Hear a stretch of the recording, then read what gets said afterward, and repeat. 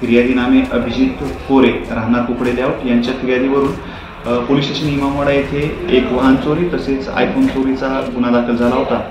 त्यातील हकीकत याप्रमाणे आहे की यातील फिर्यादी हे दिनांक 29/8/25 रोजी मेडिकल चौक ते टीबीवाड चौक या रस्त्याने जात असताना त्यांची तब्येत खराब असल्याने ते रस्त्याच्या बाजूला गाडी लावून बसलेले होते आणि त्यांना तिथं तब्येत खराब असल्यामुळे झोप लागली आणि त्यांनी मोबाईल जो होता तो गाडीच्या डिकीमध्ये ठेवलेला होता। तर यातील अज्ञात आरोपीने सदरचे वाहन आणि मोबाईल हा चोरून नेल्याबाबत गुन्हा दाखल झाला होता।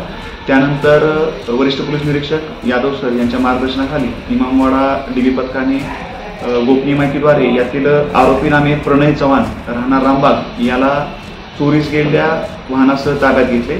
तसेच यात चोरी गेलेला मोबाईल ही आरोपीच्या ताब्यातून त्या क्षणी मिळून आलेला आहे। असा 1,30,000 रुपयांचा मुद्देमाल जप्त करण्यात आला आहे।